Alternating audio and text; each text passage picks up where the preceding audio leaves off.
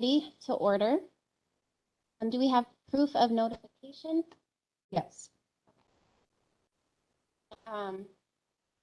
Need a motion for an approval of our agenda. Chris Severson moves for approval. Okay, we have a motion and a second by Mr. Van Landwick. Great. All those in favor, please say aye. Aye. Aye. Unless anyone has problems with the meeting minutes, I'm going to say that those are approved. Anybody notice anything? Okay. And so then that moves us to item number 5, which is public comments.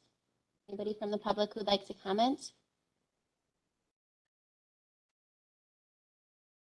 Okay, hearing none, that moves us to item number 6, which is the Veterans Budget Summary. Karen?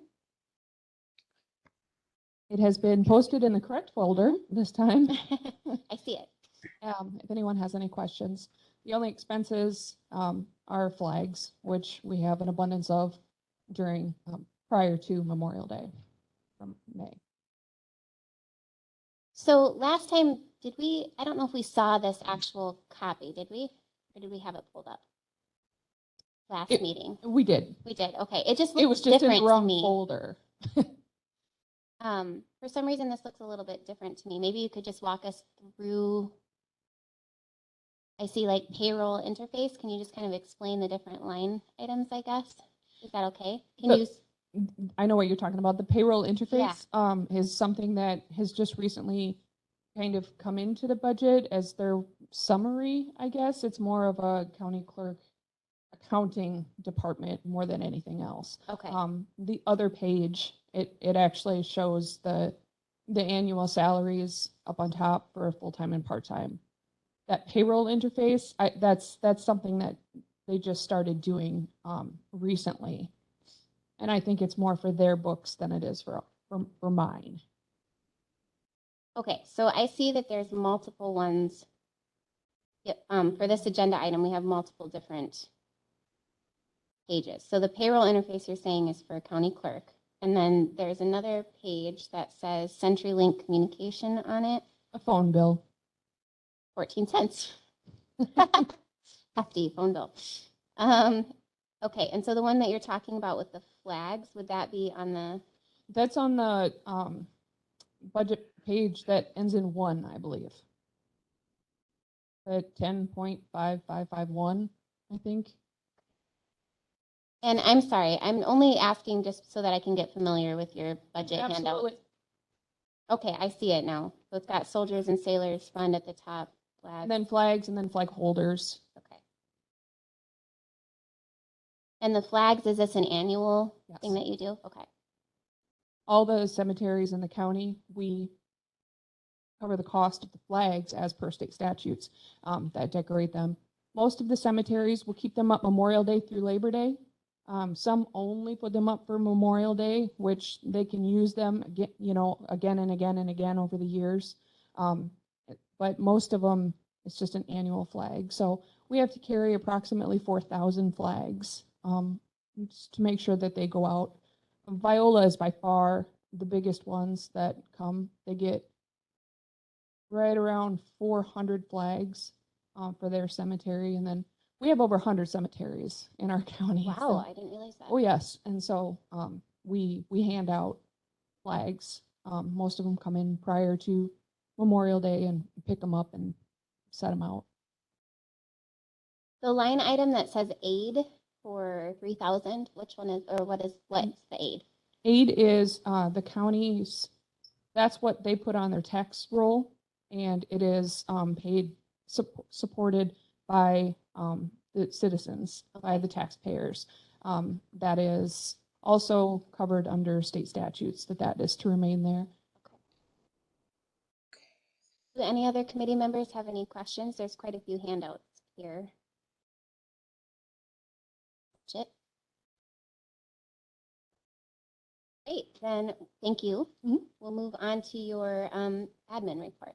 There's not really, like I said, there's been an uptake in visitors because of Memorial Day coming in to get flags. And on May 31st, I got the approval to go ahead and publish our job opening, our position that's available in the office. And so I've started that ad. Okay. It'll run for 2 weeks. The ending will be June 17th will be the last day for applications. If anyone has any questions, that's all I have to report. Great. Well, thank you. Thank you. Hey, that moves us to the section consent items. So last month, which would be agenda items 8 through 10. Last month, we talked a little bit about, because these are just informational, that we wouldn't necessarily have to go through each one. I know that some of the members are newer to the board, and I honestly thought we might continue to do maybe like next month, go over them again, but we have a lot on the agenda because of the annual report.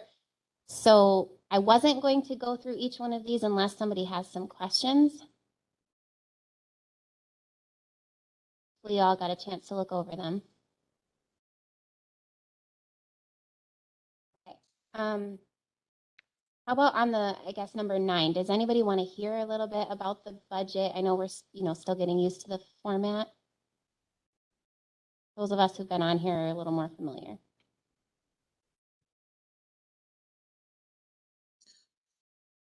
Sure. Yeah, so we can just kind of explain. Maybe I'll let you explain each. Yeah, but for number 8, which is vouchers and expenditures, would that be you or staff? Okay.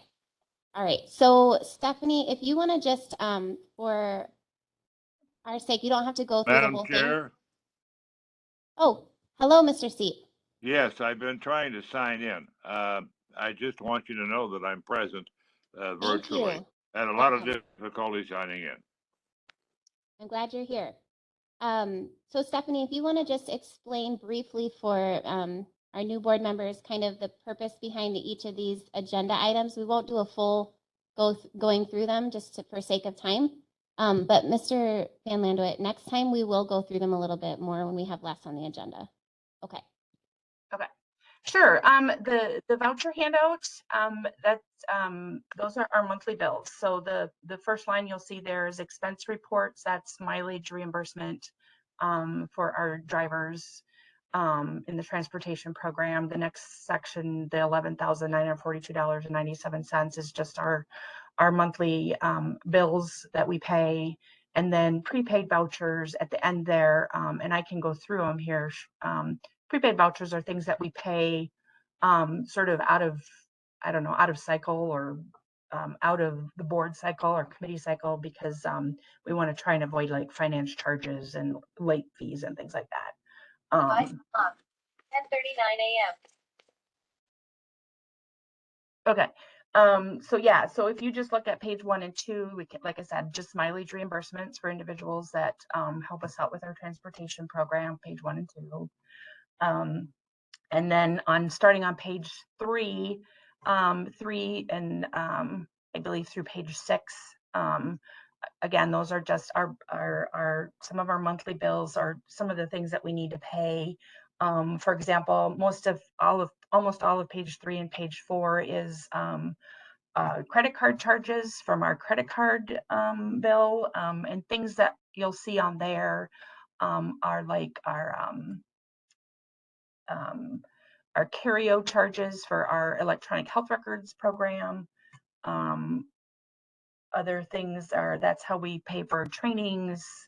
A lot of our children's long-term support program items that we purchase for kiddos are paid for through our credit card. So you'll see that there.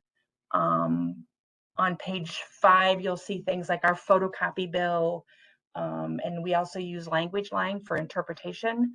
We're required to provide interpretation services for individuals that need help that way.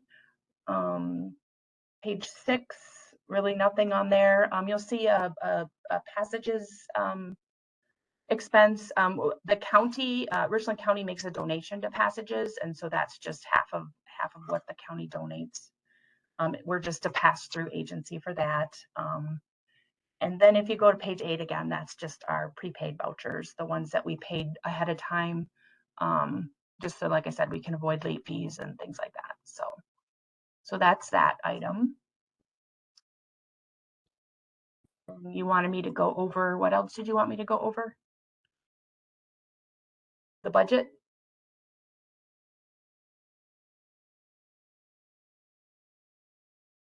Okay. So this is our budget document. Our budget compared to veterans is a lot more pages than a couple of pages. So we kind of put it into this summary document. You'll see the left-hand columns there are our expenses, and you can see what was budgeted in the budget column, 2022 budget column, and then what we've actually spent to date. And then we kind of keep an eye on things as far as how much of that expense has been utilized. So in a normal month, and I can do it in more detail next month, I would just talk about if we are not at our 42% spending utilization, I would kind of explain that. So for like example, if you look at adult protective services, it's only at 11.6%. So you're wondering, why are we budgeting 127,000 if we're not spending that much? It's because we have a vacant position there right now, or we had one, we filled it, but it's going to take some time for that to kind of catch up to it. So I can go into more detail next month. And then kind of in the middle where it says the budget balance, core budget balance, I put in actual revenues, report what revenues we've received to date. And then I also add in a prorated amount of the tax levy along with anticipated revenues, which anticipated revenues are claims that I've made with the state, or like, for example, with economic support. We submit claims to Dane County to get reimbursed for our economic support specialists for reimbursement. So anticipated revenues are revenues that I've claimed and we haven't necessarily received yet. So they aren't showing on the books. So trying to give you a picture of where we're kind of sitting with regards to expenses versus revenue.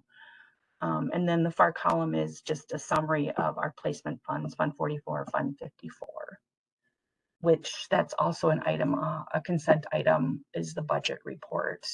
And I don't have that pulled up to go over it. Do we have anybody that wants to share that quickly? Oh.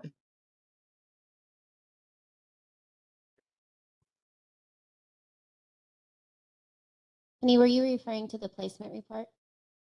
Yeah. Okay. I don't know who's on that could speak to the placement report. I can if there's nobody else on to speak to it. So typically in the past, that's been the director, and I apologize. I should have acknowledged this. I'm going to butcher your last name. Let's see if I can do it. Come on, you're showing me up. Yes, welcome as to the director position, interim director. Did you want to speak to the placement reports, or? So generally, we've been having Jessica Stanek, who from Child and Youth Services, speak on that, and also Miranda Culver. Okay. Because they're kind of working within those programs. Are so they're they available. You're here. Miranda. Is Miranda on? Yep, I am on here. I can give, would you like me to give a brief summary on the Yes, placement please. report? That would be great. Thank you. Okay, I'll give a bit more brief summary than last time. So, and then I'll let Jessica go over the children's parts. So for April, for adult, institutional, and inpatient placements, overall, the number of days was up for April, while the individual number of people in placement was down from 4 people to 2 people. There were no crisis stabilization days reported yet for April. We think there might be some coming. And then there were no insurance reimbursements reported for April. For the residential placements, there was 1 less individual placed from March to April. And CCS reimbursements for April were up compared to March. And that was due to a person being out of a hospital. Total expenses for April in Fund 54 were $129,993 out of the $785,000. And the funds were 17% utilized, leaving $655,077 remaining. And it's just important to remember that the CCS costs that we put into reimbursing the placements may change as the calendar year, so the overall numbers may go up if we have to, if we find that CCS reimbursements can't cover everything.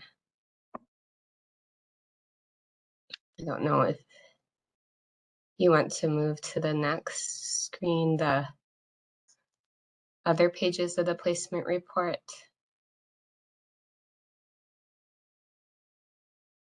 I can do the child and youth services. You can see this section covers the inpatient child institutional. We've had one longstanding youth who's been in a residential placement setting, so there's no changes with that youth. And we have had no detention costs for year to date for our youth justice clientele.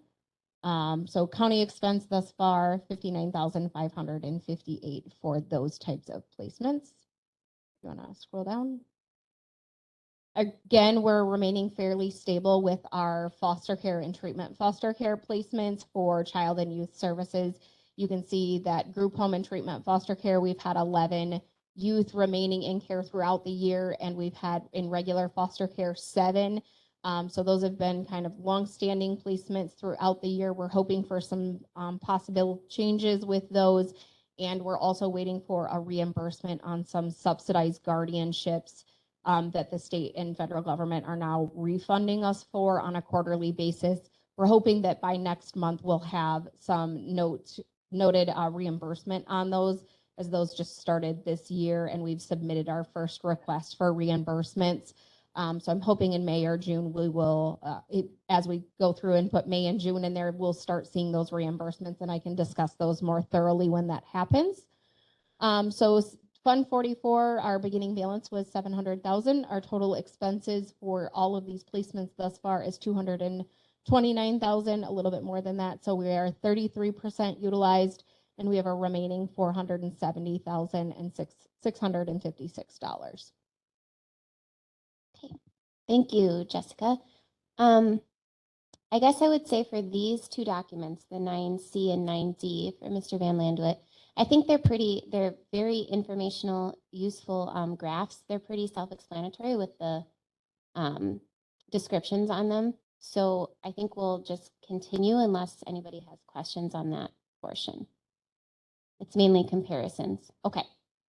All right, so then that takes us to the contract monitoring report, which would be Angie. Thank you, Jessica. Right? Yes.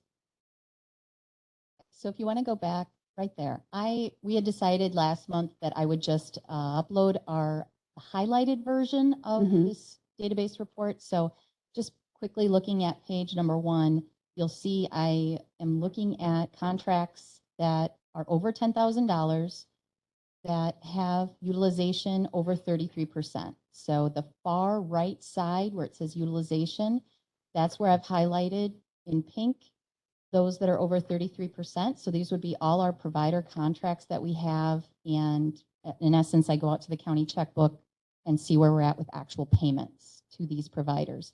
The far left, I just wanted to point out on this first page, the comparison. The far left, if you look at Cholita, they are well over the 33% utilization, but that's because, as I've highlighted, they have billed us through May. So that is perfectly fine. They're on track. Most providers should have billed us through April. So the third provider down, you'll see that is in the pink, is A&J, and they are definitely exceeding that 33%, and they've only billed us through April. So I'll be working with Lori Cooey on that next month to see if we can bring back an amendment here and what their expenses are looking like, or maybe that's it for the year and they're done using them. There are 2 providers from last month that are on the agenda later to actually be amended. So you'll see that their numbers continue to increase on this report and that we're amending them later on the agenda. It's pretty much how that flows. All right, thank you. Anybody have any questions for Ms. Risner? Okay. All right, so then that takes us to our director's report by our interim director. I'm going to do it this time, Klubertans Gerber. Yes. All righty. So it continues to be very busy at Health and Human Services. So I guess I'll give, the first update I'll give is due to increased COVID activity locally, I had met with Rose this week and we did decide to put a mask mandate back into effect in the Health and Human Services, Community Services building.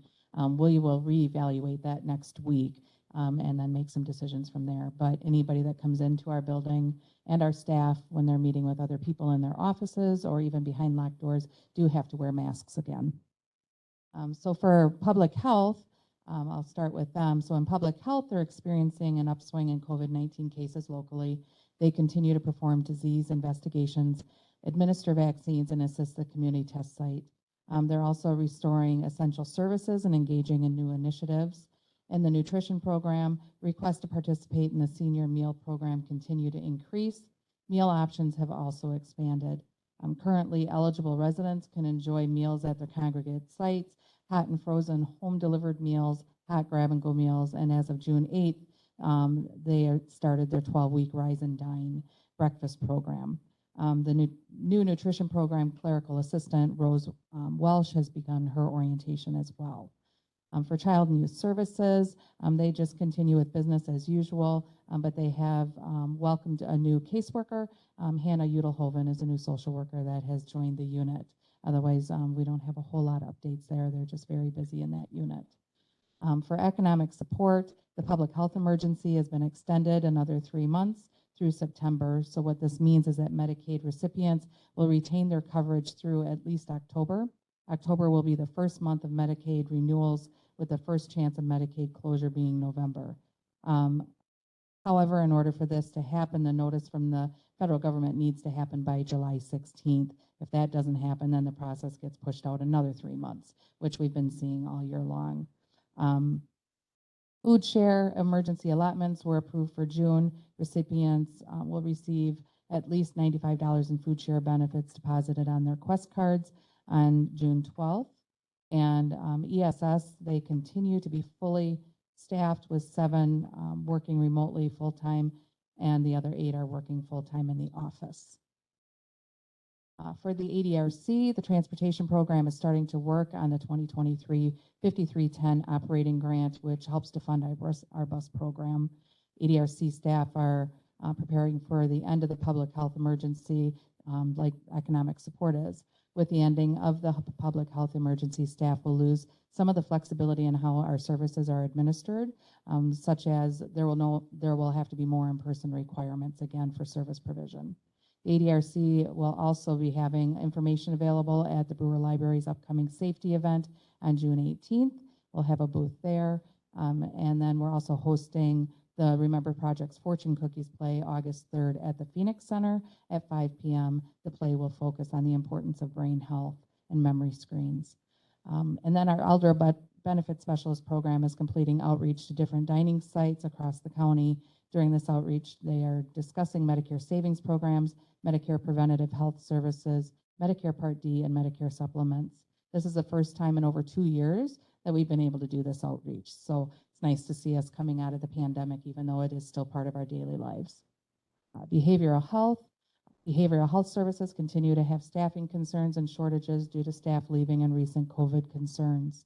Behavioral health staff are working with the jail to bring in the State Department of Health Services run jail-based competency program. This program is for individuals who are awaiting treatment to competency through the 971.14 process. Counties who participate in this programming have a signed MOU with the State Department of Health Services for jail-based case management and assessment services through the state DHS. While the individual is awaiting a competency assessment. DHS offers jail members who participate in this program reimbursement for medications for individuals in need of these services. Also in behavioral health, staff continue to make plans for both for youth and CCS services to work with the Extension Office and the Gardens program over the summer months. HHS staff recently worked to apply for the National Health Services Corps to be designated as a mental health care shortage site. Should the agency be approved as a site, then therapists working within the agency may apply for student loan reimbursement in exchange for working for the agency for at least 2 years. Madam Chair, that's the end of our report. Well, what was the name of that last thing that you said that we applied for? A mental health shortage site? Is that what you said? Yes, so we would be designated as a mental health shortage site. And Angie's been working on that with one of the staff as well. Yeah, go ahead. Something we used to be approved for in the past, and we've been Okay. denied, actually, I think 2 or 3 times. So we're hopeful this time around that the application process is very long, it's very tedious, everything we have to submit for behavioral health. So not the interesting piece of it is, yes, we could be qualified as a site, and it's a good recruitment incentive for new people coming in that are mental health therapists, but it doesn't necessarily mean they're going to get accepted as well. So not everybody gets accepted. I mean, So the site could be accepted, but not all the workers? correct. Each worker Interesting. has to individually submit then into that portal as well. So that's where it's a little complicated. That's why I don't like promoting that we are an approved site and you're gonna get this potential waiver of tuition. That's not the case necessarily for every single person that submits. So it's kind of where we could be approved as a site, you could possibly qualify, or you might not, because I've had certain people get denied as well that thought they were going to get approved. So If they do get approved, how much is waived? I'm Or- not sure exactly the behind the scenes because they have to actually submit all their educational requirements, what their license is, what their experience is. It's a very long process, and then Okay. I go in every quarter. Once they're approved, I would go in every quarter and verify that they actually still work for us, how many hours they worked, things like that. So it's kind of a management portal then every quarter to keep the staff on.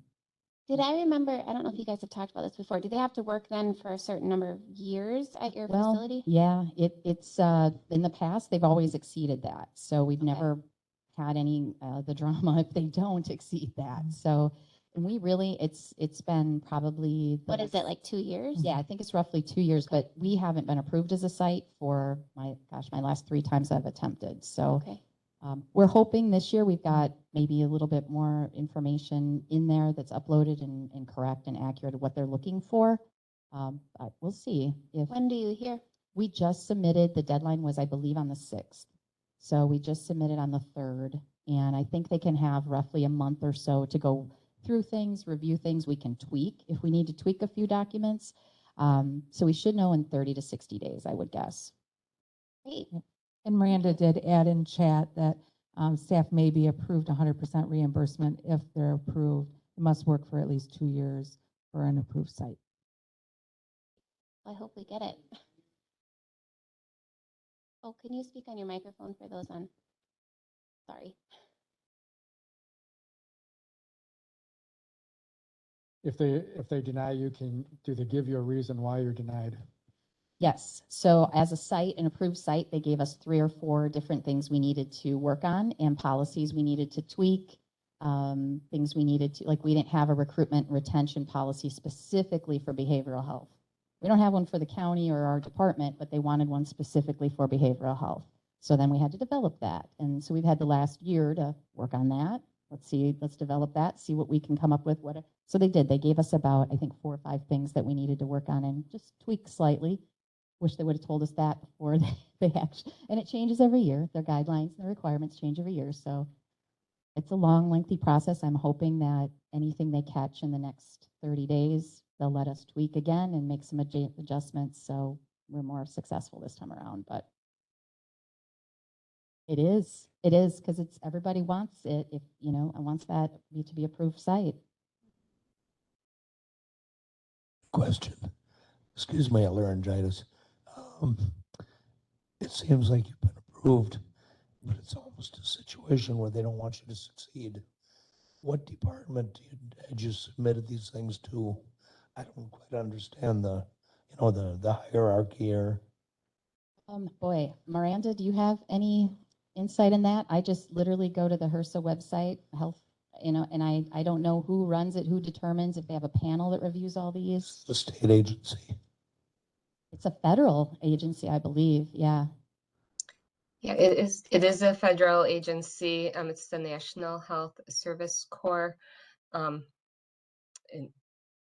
yeah, I know it is a challenging program for staff to get into and agencies to get into. I have seen at a previous agency I worked for, people be successful in getting that reimbursement, but it does take a lot of time. Is there any way of going to our representatives or senators to kind of facilitate ability to do this? My father was a home secretary for a congressman lots of years ago. And if people had difficulty, they went to my dad and then to the senator, and they got things done. So I'm wondering if we could maybe skip up the line and let people know the problems that we're having and that we need these things. So we're not just kind of wallowing around here in the bottom. Get some higher up people involved. That's what I would suggest. Not a bad idea. I think we'll see what the next 30 days, if they're able to let us, make modifications or changes to what we've submitted thus far to help get us approved. But last time they didn't. They just, here's your email but they had a lot of turnover too. And it was, it was a very, COVID, knee deep in COVID at that time. So, but they did give us a laundry list of things we needed to work on, to improve on, and to develop for this time around. So I'm feeling about 75% confident that we should get approved.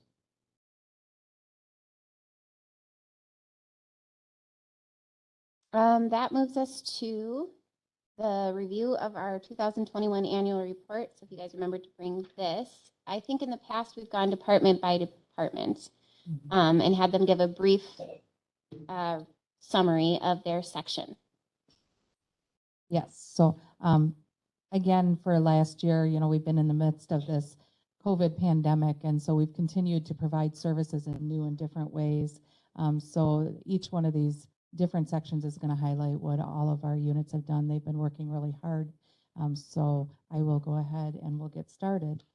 So the first part, we do have a letter from our former director, Tracy Thorson, which I won't read through it, just in the essence of time, so we can get to each individual unit as well. On page 2, we do have our mission statement for Health and Human Services as well. Page 3 has our different boards and committees. That's what our boards and committees looked like last year, not currently. Our next year's report will reflect the new board structure. If you go on to the next page, we do have the board organizational structure, and again, that was last year's board structure. We continue on. We go to Health and Human Services, the unit organizational structure. It does still include Tracy because she was our director for all of last year. So that then brings us to Rose Cahoot with Public Health.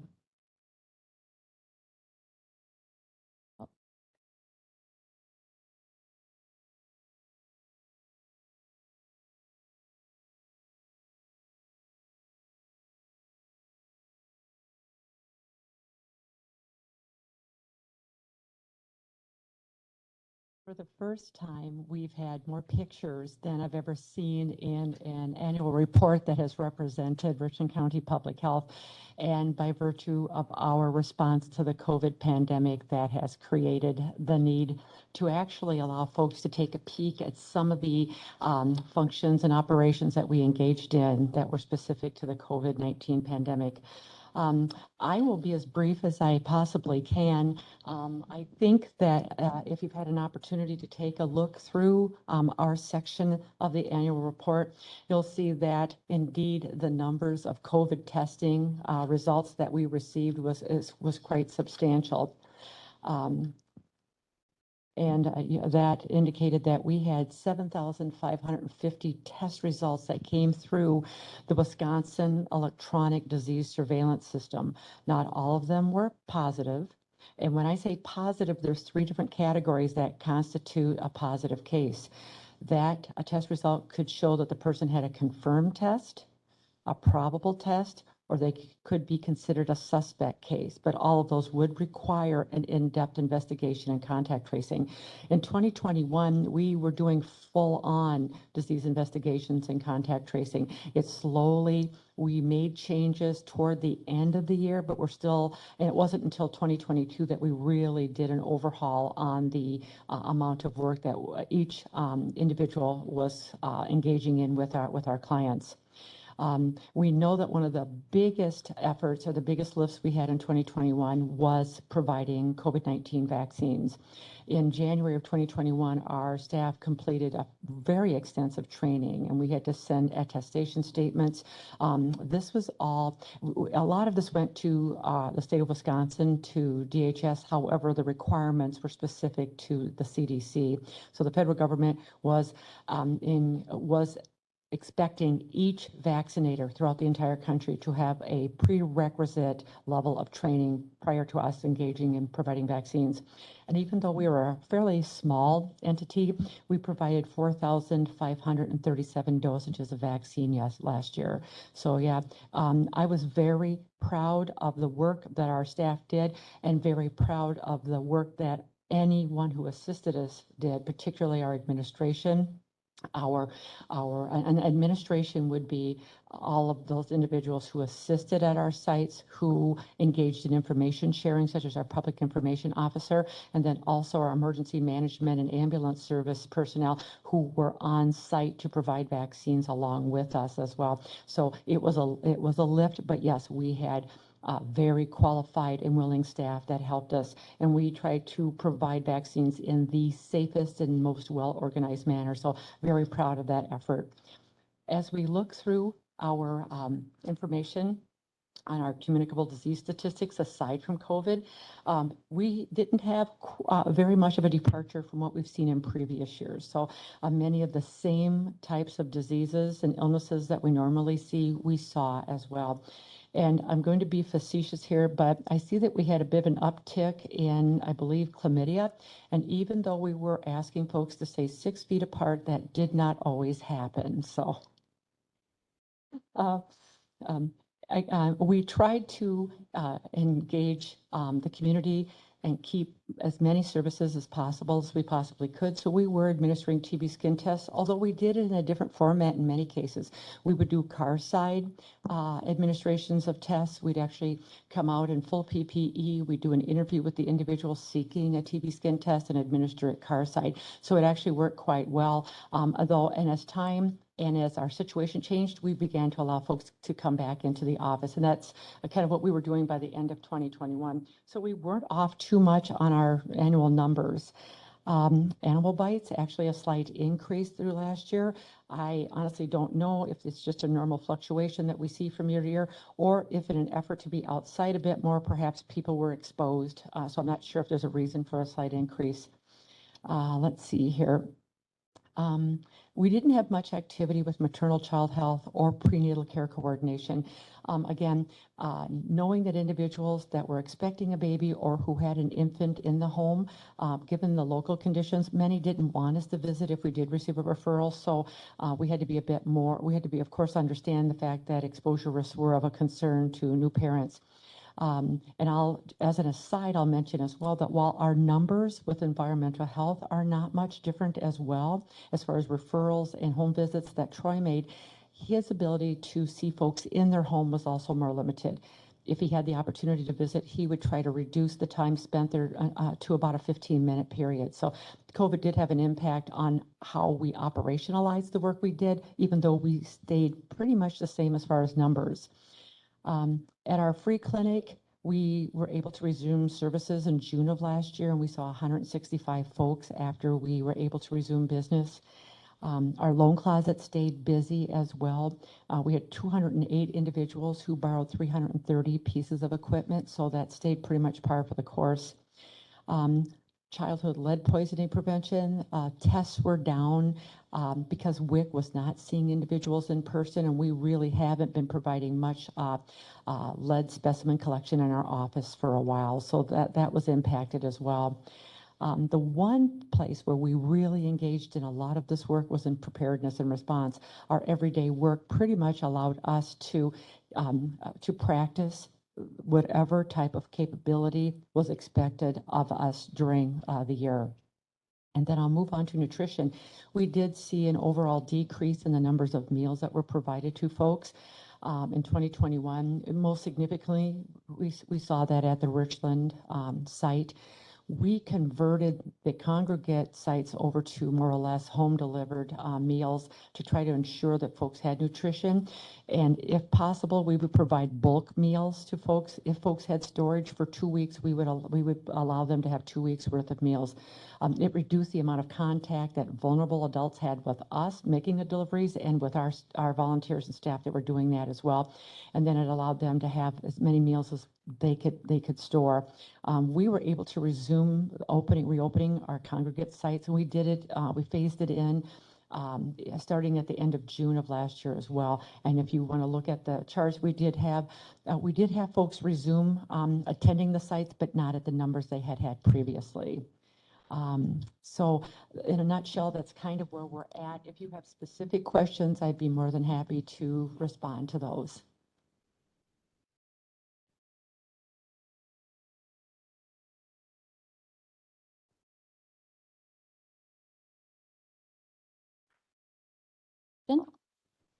So page 31 just reviews all of the different programs and services and tasks that we assist with. We actually touch pretty much every unit within our department in some way, shape, or form. Page 32 reviews who is in the organizational structure and what the titles are for under the administration and building operations section. So some of the things that we accomplished, obviously, like Rose had mentioned, we did a lot with the COVID pandemic in 2021. Yeah, we're talking about 2021, yes. Continuing into 2022, that's something, yes, on page 33, we will continue assisting with that.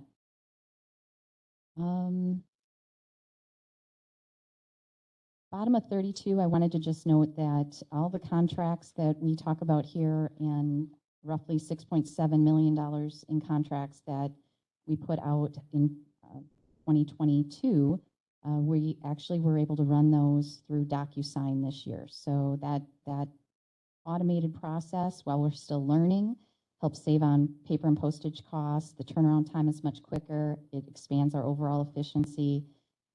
Saves a lot of staff time. However, we're still learning. So we're trying to figure out all of the extra stuff that can do that will make things even more easier for us, because that's nearly 100 annual provider contracts that we do between start usually in October, and I'm still working on them usually in March of every year, and then trickles throughout.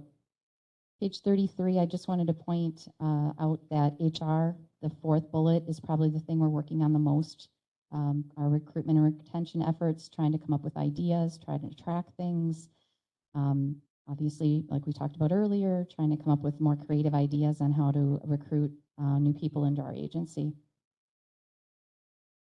That's all I have. Stephanie? I guess I'm next, huh? Yep. Just making sure you're out there. Yeah, I'm out here. Sure. So the other half of the admin team is the business and financial staff with the manager and then the 3 fiscal specialists, as you can see on the chart on page 33. And then page 44 is just a quick review of some of our highlights and things that we'd like to focus on in 2022. I think the biggest change in the fiscal department was a new fiscal manager, which is me. But I think we've been able to stay pretty stable. The fiscal specialists continue to just try to maximize the bringing in of revenue. They've been working on putting processes in writing just so that we can make sure to have some cross training so everybody can cover everybody if somebody needs to be off for some reason, that we're covered that way. I do like how we collaborate with administrative staff, even so, like WIMCR is a fiscal process, but we work really well, all the staff in the unit, to make sure that we have positive revenue coming in for that, which is going to be a goal in 2022 as well, just to continue working on making that WIMCR process more streamlined. And we'd also love to do some more with our electronic health records, see if there's operational efficiencies we can achieve by maximizing our use of our EHR. And again, just continuing to work together and cross-train and put processes in writing. So, and then later on in the report I'll go over the actual fiscal budget stuff. So. Well, then that brings us to the ADRC. So on page 35, it talks about what the ADRC is. So one thing to note about us is we are a unit within Health and Human Services, but we are also part of a 4-county region, which is the ADRC of Eagle Country. We are part of that region. It is Richland, Crawford, Sauk, and Juneau. If we go to page 36, we look at some of the key areas of activity. So we have information assistance specialists that assist people with resources to help them maintain their independence and stay in their homes as long as possible. So of the individuals that we worked with, we had 4,565 contacts with our information and assistance specialists. So those contacts are defined as a first-time customer as well as repeat customers. When we look at what types of customers did we served 61% were elderly. They were 60 years and older. 16% were customers with physical disabilities. 5% were customers with developmental disabilities. 13% were customers that also had mental health or substance use disorders. And 5% were customers with Alzheimer's and irreversible dementia. Of course, they can have multiple different issues going on. So this could represent one person could have numerous different things. So if we go on to page 37, one of the things that we do is we assist people with enrolling, becoming eligible and enrolling into publicly funded long-term care programs. So we do a functional screen. We also assist people with the Medicaid application as well. In 2021, staff completed 65 functional screens and enrolled 57 customers into long-term care publicly funded programs. We also have a disability benefit specialist. She works with some people that are 18 to 59. She assists them with applying for disability appeals. She helps them with maybe enrolling into different Medicare programs and a wide variety of items there.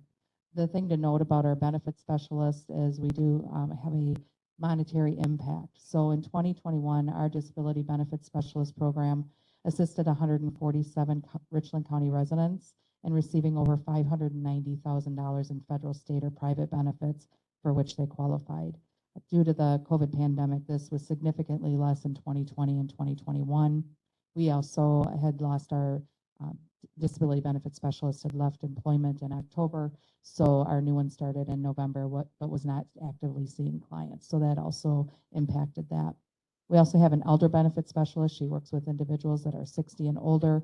She assists people with signing up for Social Security, for Medicare, Medicare Part D. She also assists with SSI applications or Social Security disability applications, appeals, housing issues, just a wide variety of issues. So in 2021, our elder benefit specialist program provided a savings to 333 Richland County residents, totaling over $1.5 million in federal, state, and other funding based on the type of program. So a thing to note about monetary impact is that is funds that come into individuals that live in our community. That's money that they are receiving or benefits that they're receiving that is really being reinvested into our community. We also provide early intervention and prevention services. This is something that we do with Simon's Recreation. They partner with us, they do our programs, and then we pay for the programs. They've been just a really wonderful partner in providing services to our aging residents. So in last year, they held 3 Tai Chi classes and a Strong Bodies class. A total of 51 seniors participated in those classes, even with the pandemic. We also provide a virtual powerful tools for caregivers class with our regional care dementia care specialist. Another service in the ADRC is transition services for youth. That is, we have a social worker that works with the children's unit and children's long-term support programs, and with local schools. And that is to assist individuals who are disabled that are aging out of childhood services and going into adult services or needing adult services. So that is another program that we have. We also have Alzheimer Family Caregiver Support Funding. We receive that as a state grant that we receive. In 2021, we received $6,098, which was direct support to individuals and their families who have Alzheimer's or dementia in our community. We have, through the region, we have a dementia care specialist who we get a half-time is required for each county. That comes to our regional office.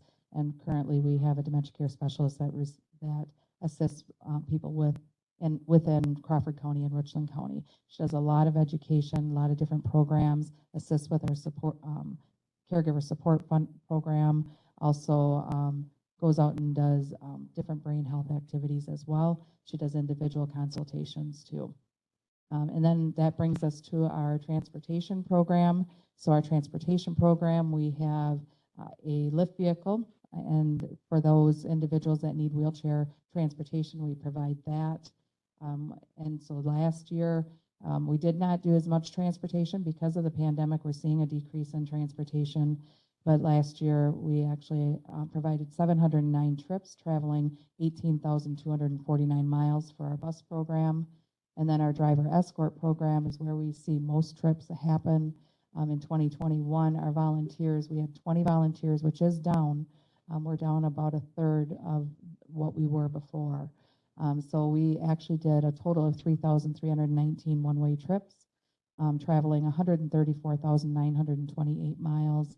And we had our volunteers provided 6,180 hours of their time. And then our final program is our National Family Caregiver Support Funding. That again is caregiver support for individuals who are taking care of people who are 60 and older, or grandparents taking care of children. And in 2021, we received $12,337 to provide funding for individuals needing that. So, and I believe that brings us to our Child and Youth Services. Sure does. So Child and Youth Services, you'll see on page 43, starting out, that's just our organizational chart. So two things to note as of like the 2021 would be that we added a supervisor position. I think it was at the end of 2020. That position was vacated later in 2021. All but one of those social work positions was also turned over in 2021. And then we added the family preservation worker, which is actually a part-time position up to 28 hours per week. So that person helps out with some of the roles and tasks to work towards reunification and promoting supervised visits with families to do those reunification efforts for families in the community. We do 4 programs: as Child Protective Services, Youth Justice, our foster care and kinship care, and our independent living. Moving on, you'll see the state identified model for practice, so I won't go through those items. Those are, again, dictated by the state. So our 2021 CPS reports, so those would be child abuse and neglect reports that came in. We had 230 reports, which identified 324 victims of abuse or neglect. We opened 46 of those 230 reports for investigations. We had an additional 86 reports of child welfare. So those would be reports that don't rise to abuse and neglect, but might be an outreach for services for families who might be struggling or at risk. So we try to provide early intervention on those families. And of those 86, we opened 60 of those reports to do outreach and services with families in order to try to prevent them from rising to a higher level and needing to be reported for abuse and neglect. For youth justice, which is formerly juvenile justice or delinquency. Can I ask a question? Sure. Just out of curiosity, the reports received in the cases, is that number up or down in comparison to other years? I know when we were in the thick of COVID, it was down initially, and then you had mentioned that there was an uptick once we started opening up again. So this is pretty equal to what we saw in 2020 as well. Our youth justice numbers were down a little bit in both 2020 and 2021. But we are seeing a higher level of, what we're seeing is a lot of reports of abuse and neglect coming in. We're seeing a lower amount coming in, but more intensive needs when they do come in. And that's kind of a nationwide and statewide trend that people are seeing, is that although those reported numbers are down, by the time that they're reported, they're requiring a same-day response or really intensive services or removals. We're also seeing that related to the opioid epidemics. So in these numbers where it says assessments and cases open, does this include any where you had to remove anybody? I was a little confused by what you were saying there. Yes, so initial assessments would include we would include investigations in those. If families needed more intensive services or we identified a safety threat where we could not safely keep the children in home, that's where we end up with the removals, would be from those initial assessments. Or investigations. The child welfares are just for more of like the at-risk families or reports that do not rise to abuse and neglect. So those are merely outreach to at-risk families. So that's different than the initial assessment Correct. numbers? Okay, Yes. thank you. Yeah, no problem. So in 2021, we had 18 youth justice referrals, as I noted a little bit earlier. That's a little bit lower than what we normally have. We did open 14 of those cases for supervision and services. Under our youth justice program, we also run another program called YES, which it stands for Youth Empowerment Services. So that's more intensive monitoring and services for those youth justice clients in order to try to link them up with services and provide for less recidivism with our youth population. We see that this is a very helpful situation that we've been able to offer the past several years. And we do use a lot of different techniques with these youth. Again, we're doing a lot of community-based work with them. Due to the pandemic, we have been doing a lot more individual work rather than group work, just because of COVID protocols around the state.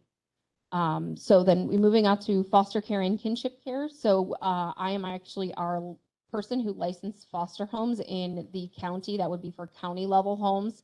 Those would be level 1 and level 2 homes. So that's relative placements who are being licensed or just a general interest in licensing. We do refer out for child placing agencies if people are interested in taking a higher level of youth or more specialized needs children. So we do partner with other locations to place children when that need arises.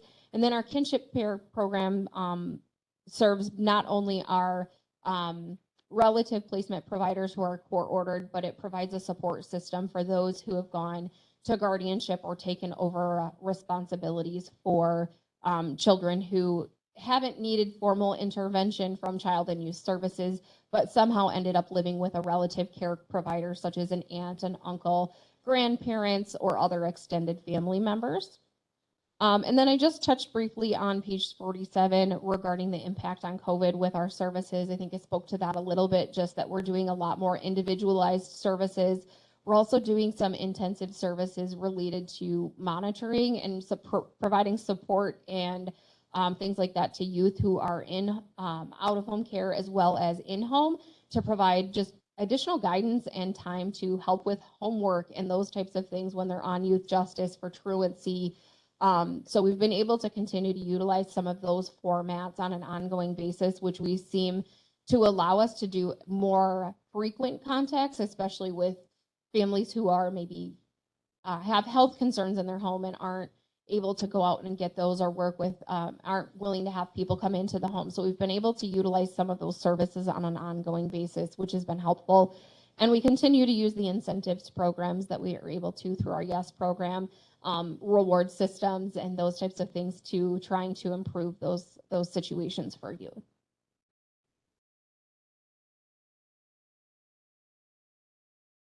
And that brings us to Miranda for Behavioral Health Services.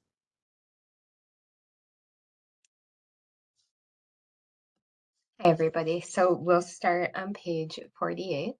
During 2021, there were a total of 473 individual clients served in one or more of the behavioral health programs.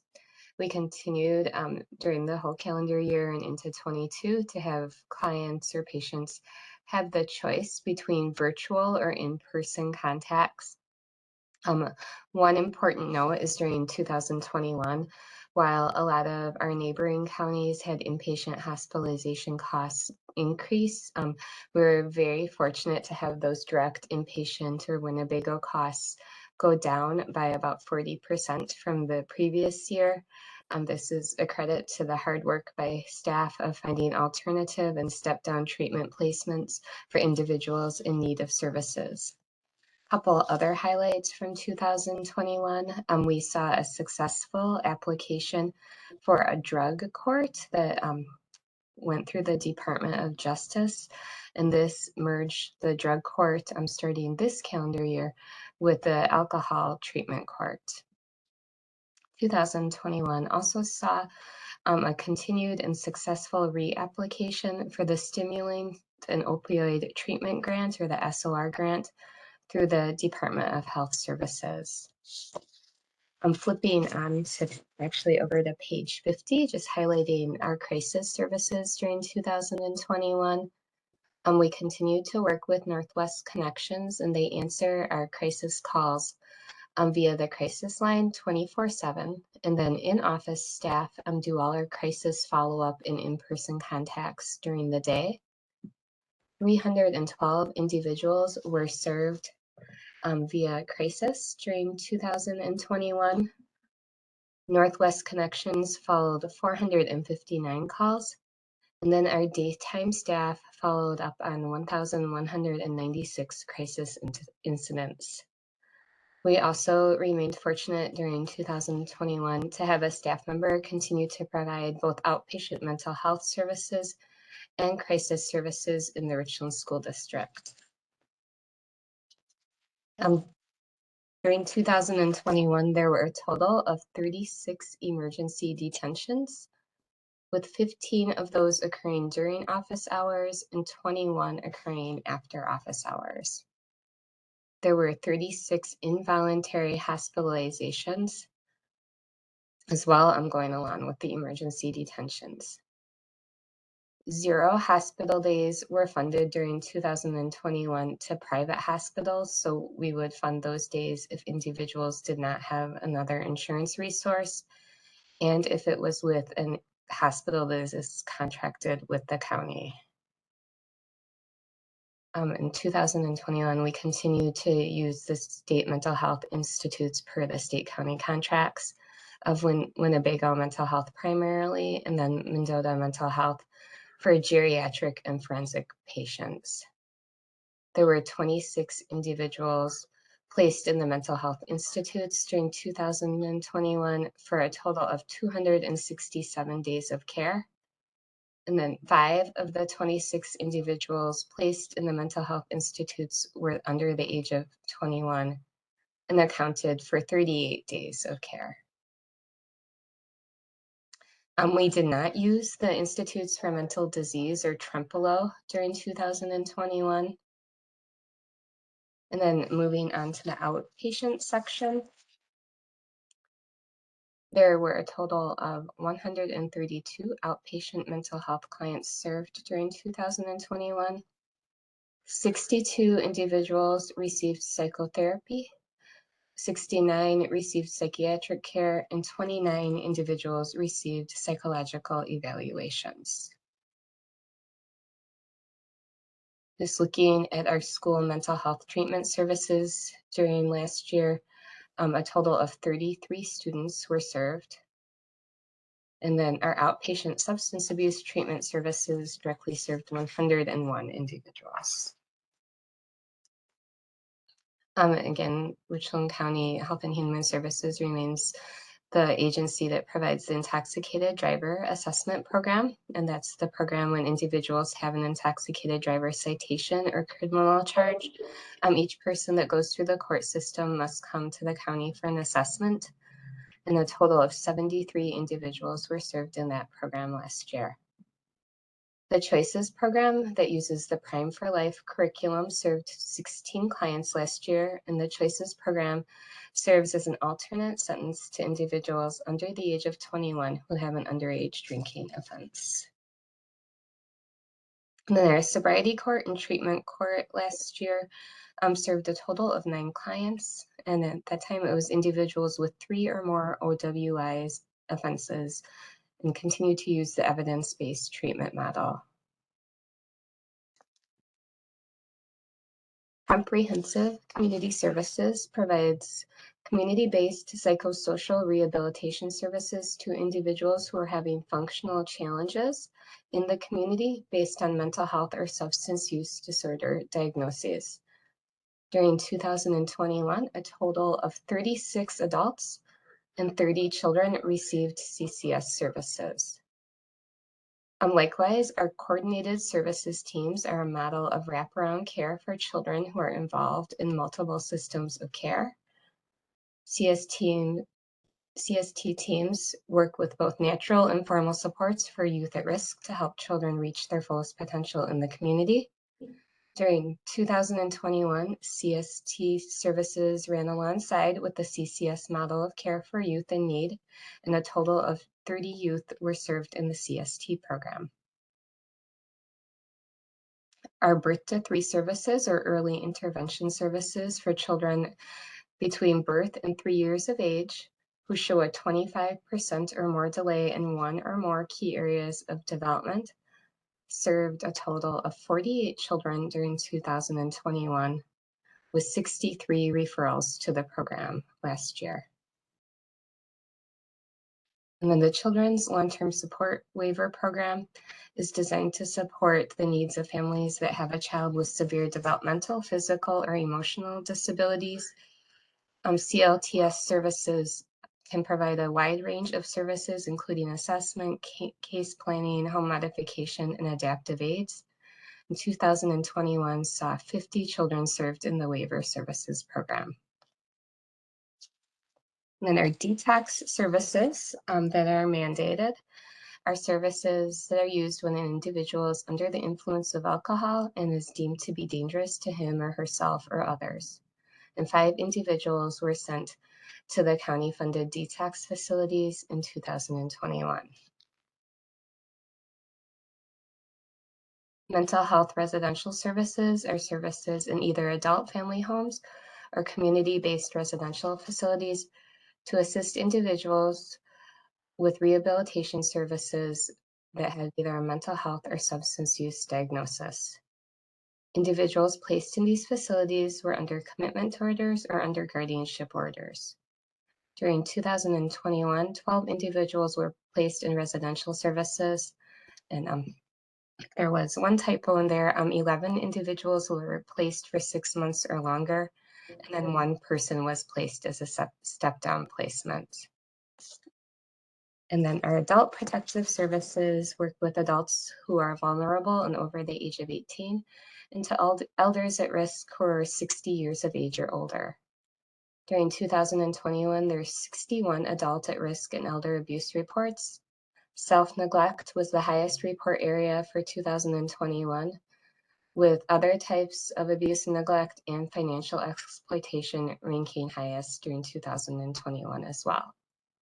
And we do get some funds from the state elder abuse and neglect funds, and those funds served 14 county residents last year. Adult Protective Services Programming filed 27 new court actions during 2021 and completed 48 annual protective placement reviews for those already under guardianships. Were there any questions?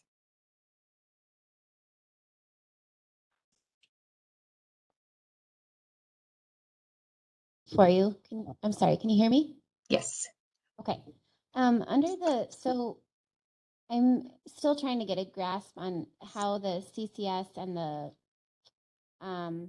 residential services kind of work together. Am I correct in understanding that? So the section where it talks about mental health residential services. Yes. Doesn't CCS come into play with that as well? Haven't we been trying to increase that?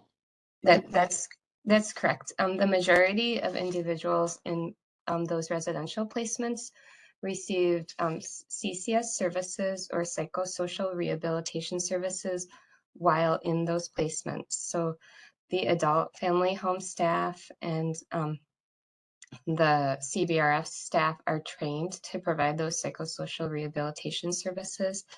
It helps offset the cost of the placement, but also helps work those individuals towards their highest level of care and gives them more rehabilitation skills.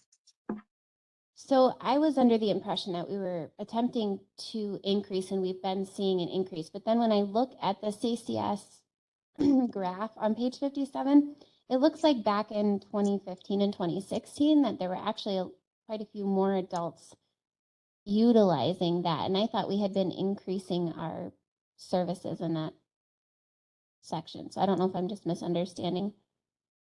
We have not increased really the number of patients served. You're correct. The way that they're served has been the big change.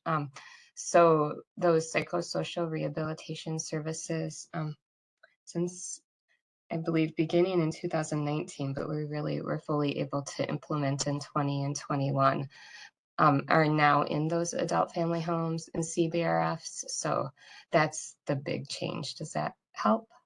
Yes, it does. Thank you for clarifying. Anyone else have questions?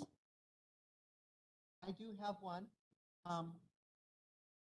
That is under the detox services report, it's only alcohol is mentioned. Is there a similar set of services for people who need detox from drug overuse?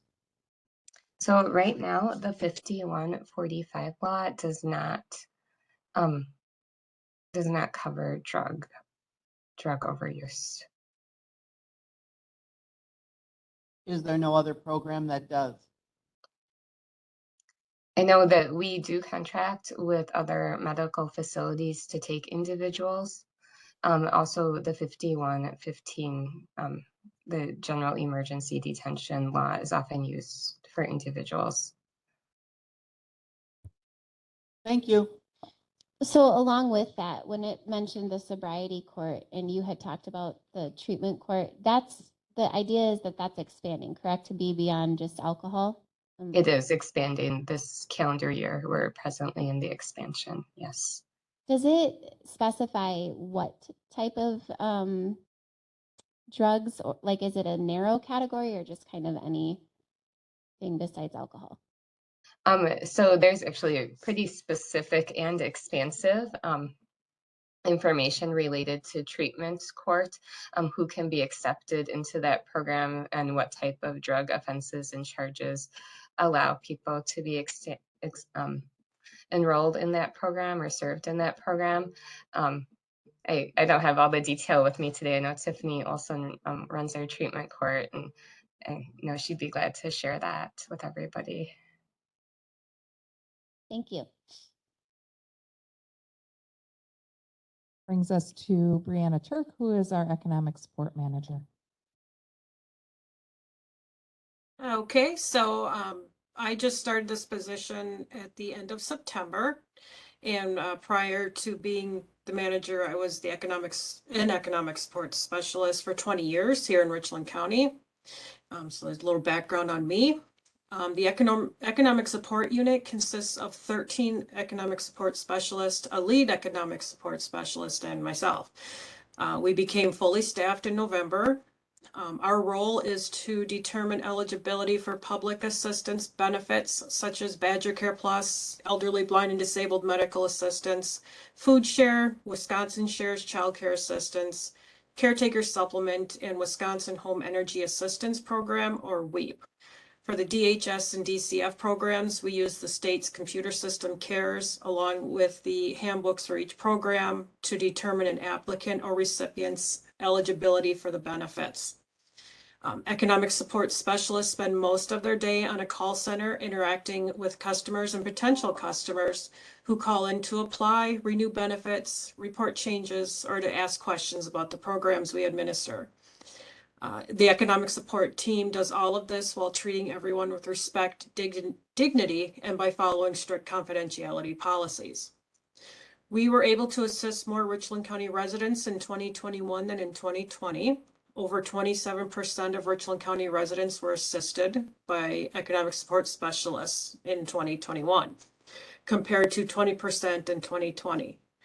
Richland County Economic Support Specialists answered over 16,000 calls on the Capital Consortium call center. And I'm glad to say that our Richland County ESS exceeded the performance standard benchmarks set by the state in all categories. In the 2020 calendar year, which is the most recent stats available, Medicaid paid over $36.5 million on behalf of Richland County residents who were eligible for Badger Care, elderly, blind, and disabled medical assistance, and the long-term care medical assistance. For the Wisconsin Shares Child Care Program, over $45,000 was paid to daycare providers on behalf of Richland County families. The Food Share Program issued over $6.5 million in benefits to eligible Richland County residents in 2021, compared to just over $4 million in 2020. The increase is due to the COVID-19 pandemic and emergency food share benefits being issued each month of the year in 2021. The Wisconsin Home Energy Assistance Program helped more Richland County households in 2021 than in 2020. 3% more benefits were paid out in regular assistance. A whopping 90.6% more benefits were paid out in crisis assistance, and 33% more benefits were paid out in furnace repair replacement assistance. And the jump in issued benefits can be attributed to the COVID-19 pandemic and more money being allocated to this program by the state. The COVID pandemic has changed the landscape of the economic support unit in many ways, and I am grateful for the professional and dedicated team we have here in Richland County. And if you have any questions, just reach out.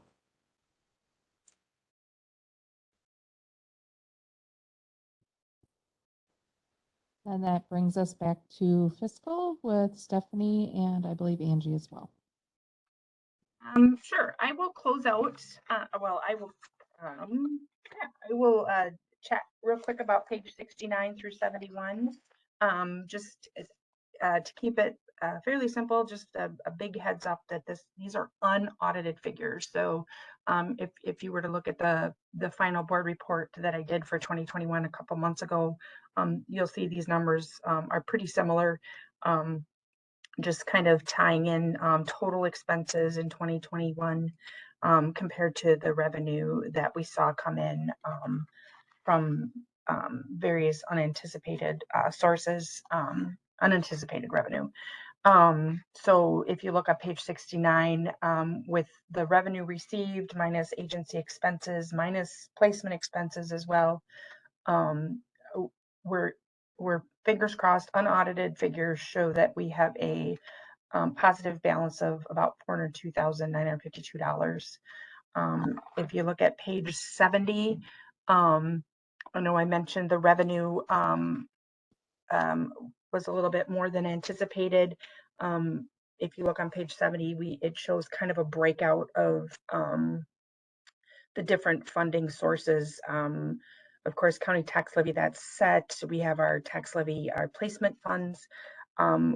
We get a significant amount of money from Medicaid and Medicare to reimburse us for the behavioral health unit. And that includes WIMCR. We got a nice WIMCR reimbursement this year. We were able to offset some of our expenses that weren't necessarily budgeted, either with COVID funding, we received through public health, other funding sources. I want to say, for example, other funding sources would be like enhanced Medicaid, and those kinds of things that we don't necessarily budget or anticipate for. And then the rest of our revenue comes from just basic allocations from the state and other program revenue that we receive every year, state and federal. And then on page 71 is just a quick glance. So that's our revenue, just a quick glance at our expenses. So you'll see that our expenses did increase in 2021, but a lot of those expenses, if I were to go back and look at the details of that, probably a lot of those were from COVID. hiring additional staff for COVID, the COVID work that we did, just off the top of my head is the biggest expense there probably. And then placement expenses, you'll see from 2022 to 2021, those did decrease. And that is attributed to what was mentioned earlier about moving some of those costs out of the placement fund, and then putting those expenses, which that could be another reason for the increase, putting those expenses into our core budget. So again, these are unaudited numbers. If anybody has any questions about anything, I'd probably have to dig a little deeper if you're looking for more details, but definitely refer you back to previous budget reports or previous meetings. Just one question. On page 69, on expenses, you have total expenses of 7,256,000, and then you have placement expenses. Is that part of the total expenses, or why is that separated out? Because it's separate funds. When I talk about our core budget, so when I say total agency expenses, that's our core budget, and we have separate funds for our placement expenses, so that's why they're separate. But it is part of the 7 million yet? No, it's not. No, it's not. It's two separate amounts. So if you look on page 71, we have our agency expenses of 7,256,000. And then we have additional expenses in our placement expenses of 1,326,000. So you add those together, and then you subtract them from our total revenue of 8.9 million, which includes the tax levy for placements.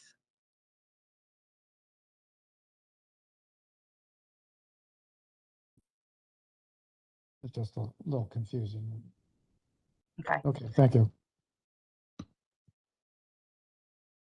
I'm just the next section, the appendix at the end. So if you're ready for that, I can go ahead. Any other questions on the financial part? So this just puts the final report for 2021 provider contracts kind of to rest. So all year I monitor all those contracts, like I mentioned, roughly $7 million, over 100 contracts. Note that what's most important to understand is that just because we request to spend up to, let's say, $100,000 with a provider does not mean that we actually spend $100,000 with that provider. This page gives us a final synopsis of who we did spend over $10,000 with. So we may have gotten lots of other approvals, but we didn't spend that kind of money with that provider. So this is kind of the end of 2021 contracts, what was actually spent. That help? These are The amount spent, not the contract. correct. Okay. Anyone have any questions? Okay. I just want to say thank you all for putting this together. I know this is a lot of hard work and it's such good information for all of us. So thank you for that. And also thank you for working so hard on behalf of our county. As a county resident, I really appreciate all that you do every day. And I'm glad that I'm on this board just to get a small glimpse of what that is. I mean, it's huge and you guys do so much. And I just want to say thank you to all of you.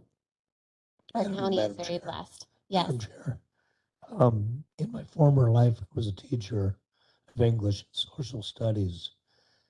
With my laryngitis, my pneumonia, time to sit down, I read the whole thing.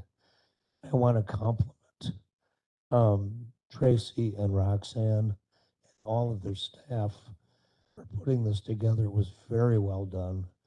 It was very complete and it was very understandable. And I think an awful lot of work went into that, and what it represents, something I think this community could be very proud of. So thank you. Thank you, thank you, thank you.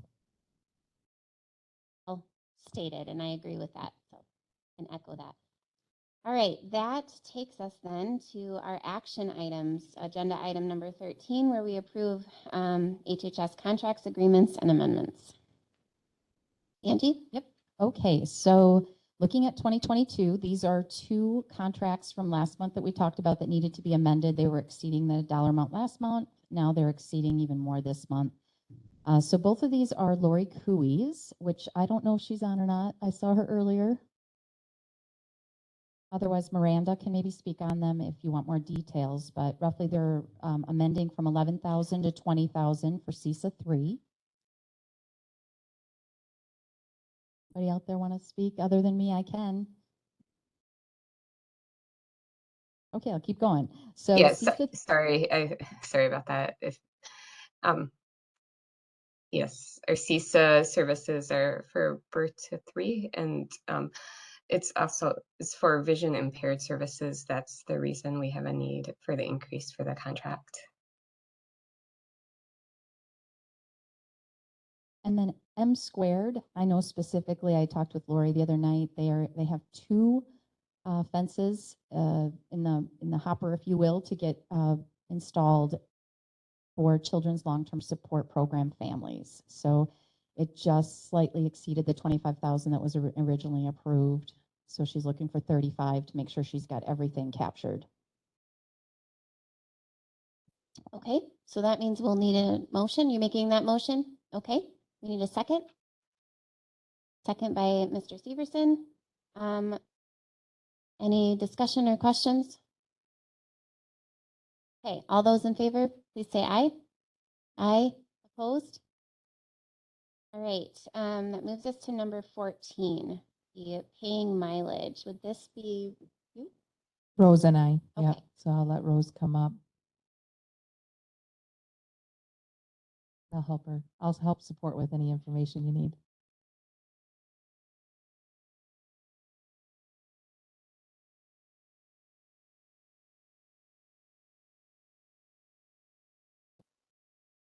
Hello. As you've had an opportunity to review in your packet, our nutrition program is looking at beginning the process of reimbursing its volunteer drivers mileage at the state rate to encourage individuals to if they're considering possibly volunteering to provide home delivered meals to our residents in the county. We're hoping that this will be an incentive for them to consider doing that. And we're very hopeful that this will increase our recruitment and our retention efforts. As you've read, we had approximately 60 volunteers who were in a position to provide home delivered meals prior to the pandemic, but that has dwindled to just 6. As a result, in order to provide hot home delivered meals 3 days a week, we're not in a position to even offer them 5 days a week at this time. We've been actually having our own nutrition program staff provide that those home delivered meals, and they, by virtue of their employment, have been submitting mileage expense reports, and we've been paying for this at least in part already. We do know that there is a fairly large number of individuals who could potentially take advantage of the service, and we are receiving increased referrals every day. We currently have 6 separate meal routes. In other words, over a course of 5 days, we could actually have 30 routes each week. And given the numbers of individuals that we would like to serve, we could potentially start a 7th route, but we really would need the infrastructure and have the volunteers in place. We did a query statewide through our state nutrition program, and we find that the vast majority of nutrition programs or counties do offer reimbursement to their volunteer drivers, again, to kind of help them offset their own expenses. I know that inflation has been increasing here recently, and that might also help individuals to make a decision if they were even considering the possibility of providing volunteer services for our program. Rose, were we not reimbursing drivers at all prior to this? Our ADRC volunteer drivers that take folks to medical appointments have been reimbursed for quite some time. But as far as those volunteers who provide or deliver home delivered meals, that's not been a service, or we have never reimbursed them as far as I'm aware. Do you have any? Right, they've never been reimbursed. So we do have a precedent that we already are doing this for our transportation program. And the cost right now, we're already absorbing that cost by having staff do it. One of the hard things about that is then it decreases what our staff can do. And really for that program, we have Tanya that runs the program and is also delivering meals. So it really does take away from the services that we're able to provide. We did find out that we are one of 5 counties across the state that does not reimburse. Otherwise, 67 counties do reimburse mileage for their volunteer drivers. That was going to be my next question. Yeah. And I see that it says that this is going to be offset because we get revenues. Yeah. Yeah. When you think about, if we're able to provide more meals, we're going to get more revenue. So we anticipate that we'll be able to offset most of this. And plus, we're already paying it. So instead of paying our paid staff to do those routes, we're going to just switch it on over to our volunteer drivers. So it really would be something that we will be able to absorb in our budget and not require any additional tax levy. So Madam Chair, yes, Mr. Seep. Madam Chair, I move that this proposal be approved. It's an excellent idea, particularly in view of the fact that gas is approaching $5 a gallon. That is a real disincentive in terms of recruiting volunteers. And this is a service that is very vital to our elderly citizens in Richland County and highly important. So I move that I make a motion to approve this proposal. Thank you, Don. Agreed. I would Second, gladly second that motion. okay. Just one point of, I was looking at the top here. So once we approve this, then it goes to Clint Goes or to it goes Clint. to finance and, It goes to Clint. Okay. He's able to approve this, is my understanding. okay, awesome. Any other questions or discussion? Yeah, I'll go with Carrie here first. With this reimbursement plan that we're doing, I know we're kind of saying inflation now, the cost of gas is high, but eventually that's going to go back down. And are we going to keep doing this for them? I think it's a good idea, but it's just going to keep going. So I don't think that we should be basing it because of cost of inflation right now. So it's something that we're probably going to continue keep going with. We would like to continue Yeah. with this as well, yes. And the inflation just makes it maybe a little bit more immediate and it puts it at the forefront of our consciousness maybe more now than it would have a year ago or a year from now, but you're correct, yes. I agree with Gary, but we're kind of an upswing right now that won't last long. I mean, as soon as they start producing more oil, I mean, Russia's done and Ukraine has disrupted everything in the world. But if we're only one of 69 counties that does not do this, I think this is wrong. We need to kind of catch up with the times and do the right thing for these people that are giving their time, their effort, their gas, their vehicles to do this. So I think this is only right. So that would be my comment. Thank you. All right, if there's no other discussion, all those in favor, please say aye. Aye. Aye. Any opposed? All right, that moves us to 15, the United Givers Grant. Yes, so United Givers offers grants to different entities in the county. So we have been applying for the United Givers Grant for about 8 years, I believe. The ADRC does apply for this every year. Our Child and Youth Services has also applied for it, and Behavioral Health is also wanting to apply for this. This funding is usually just a very small amount of money. The ADRC usually receives around $275. Other units have received about $1,000 from United Givers. We use that funding for things that we don't have other funding sources for. So for example, maybe in Child and Youth Services, maybe they have taken kids into custody and they need clothing. Then they can use that funding for that. And correct me if I'm wrong, Jess. And then for the ADRC, same type of thing. If we have somebody that maybe they need a birth certificate in order to get, to get services, or they need some other form of, maybe they need clothing, or they need maybe even a motel room and they can't get it any other way. We can assist them with those just different requests that we have no funding sources for. Sounds great to me. We need a motion. Dr. Barris moves, Second. and second by Supervisor Severson. Any discussion? All right, all those in favor, please say aye. Aye. Aye. Any opposed? Okay, that brings us to our personnel updates, number 16. So, Madam Chair, we, according to this, for last month, we have had some changes this month, but they're not, we don't have those updated. But we have had no new hires.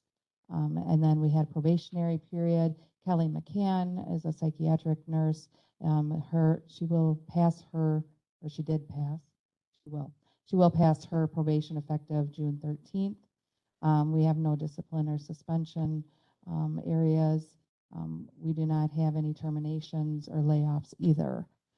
So resignations, we unfortunately have had a couple of resignations. That would be Lisa Krejci, who is our APS worker. She will be leaving effective June 17th. And Cindy Robinson, who is a mental health therapist, her resignation is effective July 1st. As far as Southwest Workforce Development lease staff, Roseanne Welsh is a clerical assistant, and she was hired as of May 23rd. We do not have any leave of absences without pay, and no medical leave of absences either. You will see our vacant positions down below is quite extensive. We are currently advertising for numerous positions, and we are also interviewing currently for Child and Youth Services for their supervisor position, and also for CCS providers. Did I miss anything, Angie? Okay. Yes. Severson? With resignation of Lisa, does that affect our staffing that's in the Adult Protective Services unit right now? It does. Were we still contracting with Diane? Diane? Yeah, I do not believe that she will be picking up any extra hours. Ongoing, our behavioral health services unit has been filling those roles, so we already have a practice in place. Lisa had just started taking referrals, so, and if Miranda wants to jump in, please do so, but I believe we do have a system in place to be able to handle those calls. Northwest Connections also does cover that after hours, weekends, and holidays too. So. Unfortunate. That's correct, Roxanne. We'll just continue with our system we've been using for quite some time, behavioral health backing up and sharing and all those APS referrals and follow through. Okay, I think that takes us to number 17. Okay, the organizational structure. Jamie, can you get that up there? Okay, so for those of you that are new, each page that is in our organizational structure that I prepare is a representative of that specific unit. This is done, and I usually keep up with this monthly, but it is updated and presented here quarterly, which can change if you guys want it to be done differently, but that's what I was instructed to do many months ago. So what I will do is review with you any changes on each page. So this is the administration and building operations unit. You'll notice the biggest change here is at the top is the interim director is now Roxanne Klubertan-Skerber with the loss of Tracy Thorson, and that will continue throughout on every page. There will be that replacement. Otherwise, no change on page 2. Page 3, this is the Aging and Disability Resource Center, current organizational structure. Oh, I should step back, and for those of you that are new, is note that in the upper left, there are little color codings of yellow is management, green's full-time, purple's part-time, and in the far right are little icons that I use to help track who's leased, who's an independent contractor, who's vacant. Positions have been vacant for more than 12 months versus those that are newly vacant. So you can follow along with that on those little upper right and left corners. So on page 3, the ADRC, we added Rose Welsh at the bottom. So third column over, all the way down at the bottom in purple. She is a part-time leased clerical assistant that was just recently hired, and she'll be noted as she's a shared employee. So she's on this page as well as public health a little later. Page 4, this is our behavioral health services. A number of changes here. If you look at right under Miranda Culver as the manager, on the far right is where Lisa is listed. The APS worker we were just talking about, her position will now be vacant. Far left under the mental health outpatient clinic block, that is blue, we just had 2 vacancies, mental health therapist, the top 2 lines on the blocks on that first row. Comprehensive community services is in the middle, the blue block. We have Cindy Robinson that just resigned, so that will also go vacant. And just below her is a new hire, Alice Rettram, returned to our department as a psychiatric RN. And then far right, the Children's Long-Term Support and Birth to 3 programs. Under Lori Cooey, there's an additional block of vacant position, the case manager, that we have just recently received the approval to start pursuing, and we'll be interviewing for that position shortly. Page 5 is the Business and Financial Services unit. No change there. Page 6, Child and Youth Services. There's been a lot of activity since the last time I've reported here. The yellow block on the left, Child and Youth Services Supervisor, is now vacant. Brady Donahoe moved from that position over back to the Child and Youth Case Manager position right next door to her. So we are still actively looking to fill that supervisor position with interviews coming up. Right below that yellow block is the new hire, Hannah Udelhoven. And then far right, third column, all the way at the bottom, Alicia Woodhouse is a leased LTE family pres worker, very similar to what Cecilia does just to the left of her. Those blocks are both part-time. Page 7, Economic Support Unit. No change in that page. And page 8, this is Public Health. And this would be where on the left, far left, you can see all the additional COVID-19 pandemic assistance people.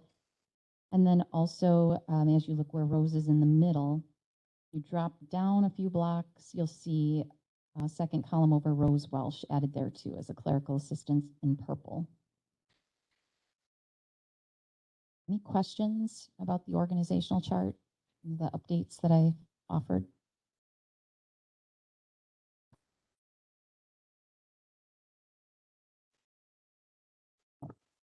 Thank you. Okay, so number 18, orientation. Did you want to say anything about that? Yes, so we will do a board orientation for new board members and can be also for existing board members as well. So that will be on July 19th. That'll be a good opportunity to really hear about each individual unit. All the managers will be there and will present. And then hopefully there'll be time with each unit to be able to ask questions as well. So it really gives you a good overview of what Health and Human Services does. Angie has created a schedule for that, and we'll be sending that information. Yes, so we're going to start working on that tomorrow, developing the invites, probably go out email. We used to mail them out too. They go to not just this board, but county board members. I'm a little concerned with all of the new people. We don't want to necessarily get quorum issues going on because then they need to be posted meetings. So that Megan and I will work closely on trying to figure out who's RSVPing, who's coming, who's going, and who's new that really probably should be at the table. So that's kind of what we're going to start patrolling and figure out tomorrow. Okay. But those should be going out shortly, I would hope, early next week, if not the end of this week. Okay, thank you for your work on that. I actually had hoped to come just because I find it so informational, but I will be out of town on vacation, so that's one less person. Any questions on that? I know we're missing like Danielle, but you said you were going to email, so okay. All right. Scheduling our budget public hearing. So I need to look at my calendar. What date is our next meeting? I can help you out if you, I got, Yes. so July 14th. So I know in the past we've done that at 5 p.m. Is that correct? Correct. Any thoughts on that? Do we want to continue? Yes. Sorry, 5:30. That was what last 5:30, year was, okay. yes.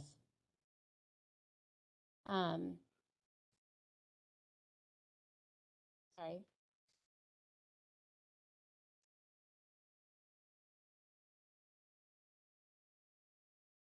If this helps, I have the ad itself that I have to run. I have to post this in the Observer locally for 2 weeks. So this public hearing is to seek public input in order to assist the agency in developing its 2023 plan and budget. What date was that gonna be again? Our normal day, so July 14th, the second Thursday. Okay, I got that. A weekend to work. All right. I know we've discussed this like every year, and it's not an ideal time for you guys. But with it being a public hearing, I think that was the reason why we've left it at that time. So I guess if there aren't objections, we'll probably just continue at 5:30. Does that work for the board members? Carrie, you're clear. Anyone else have a problem with that time? Madam Chair, this is Tim. I will be absent, but please carry on without me. Okay. I think we'll be able to, it's a little easier making quorum, and I think we'll be okay. So, And you want us to go along with our normal agenda, normal schedule, just add this at the front end is what we've done in the I past. assume so. I don't think, since we've done these bigger things, we shouldn't have a super long agenda unless something comes up next time. Right. Okay. And typically in the past, we haven't had a lot of public comment. No, very, very rarely. Right. Okay. So thank you. I think that takes care of that, which brings us to any future agenda items. Does anyone have anything they'd like to see on the agenda?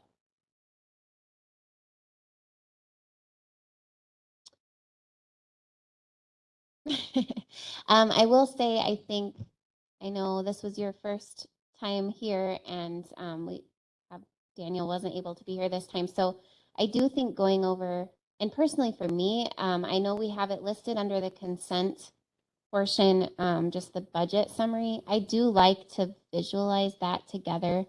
So Stephanie, thank you for that. I think we'll probably do that, and maybe continue discussing those consent items a little bit still next time, just to kind of keep everybody on board. I did want to, well, I can ask about this later, so I'm sorry, I'm rambling.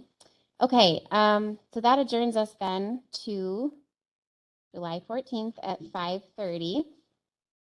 There's no other questions or any comments, then I'll take motion for that. Motion by Mr. Van Landwit. Second? Thank you. All right, all those in favor say aye. Aye. Aye. Aye. Opposed? Okay, thank you guys.